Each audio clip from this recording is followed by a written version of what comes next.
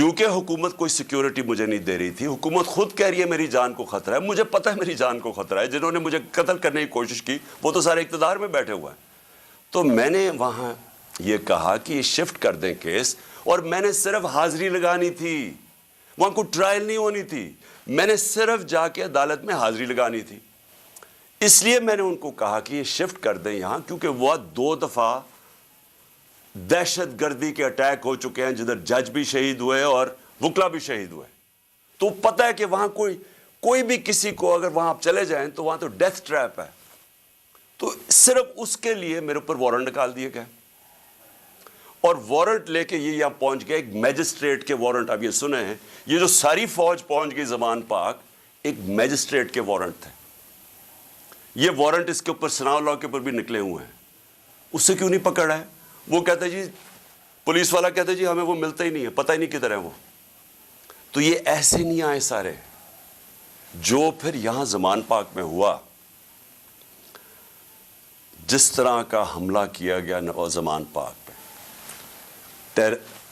Tear gas, اتنی tear gas کہ یہاں آپ اندازہ نہیں لگا سکتے کہ میں نے دکھائے کتنے شیلز مارے. گھر کے اندر واٹر کیننز لوگوں پہ ماری, وہ والی اصل گولیاں بھی چلائیں, کارتوس بھی چلائے, ربر بلٹس بھی چلائیں. اور اس کے بعد یہاں میرے گھر کے اوپر مسلسل حملے ہوتے رہے. کبھی آج پاکستان کی تاریخ میں اس طرح ہوا ہے کہ ایک پولیٹیکل لیڈر کو صرف اس نے حاضری لگانی تھی اسلام آباد میں. جو میں کہہ رہا ہوں کہ میں جا رہا ہوں 18 کو, جو میں کل گیا ہوں, میں نے کبھی بھی نہیں کہا میں نہیں جا رہا. میں نے ایشورٹی بانڈ دیا.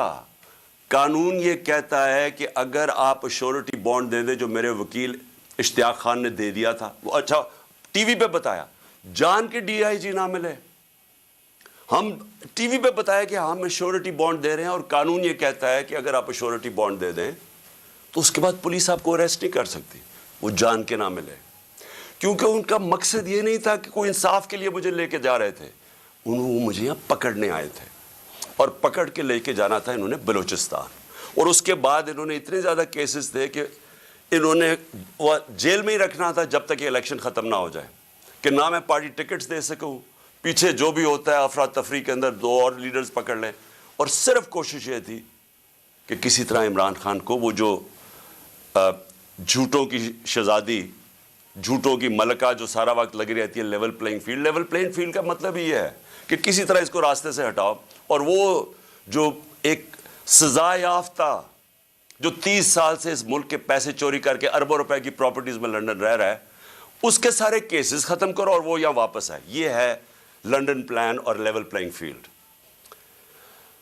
تو یہاں سب کو پتہ چل گیا کہ ان کا مقصد, جب انہوں نے جب نہیں اشتیاق خان کی میری طرف سے ایشورٹی بانڈ نہیں لیا, تو ہمیں سب کو پتہ چل گیا کہ یہ تو بدنیتی ہے, یہ تو پکڑنے آئے ہیں. اب یہاں جو لوگ لڑے ہیں وہ اس لیے نہیں لڑے کہ ان کو کوئی پولیس سے بچنا تھا, یا ان کو کوئی خطرہ تھا کہ عمران خان نے کوئی جرم کیا اور یہ عدالت سے ڈر رہا ہے, مجھے وہ ٹیشو دینا. ان کو یہ ڈر نہیں تھا. ان کو یہ ڈر تھا سارے لوگوں کو باہر کہ میں اس کا پتہ نہیں کیا انہوں نے چھوڑا, ہمارا فیکٹر اس کا. ان کا سب کو یہ خوف تھا کہ یہ بدنیت لوگ ہیں, یہ عمران خان کو جیل میں ڈالیں گے, تشدد کریں گے, جس طرح اعظم سواتی سے کیا, شہباز گل سے. اس لیے تو وہ مرنے کے لیے تیار ہو گئے.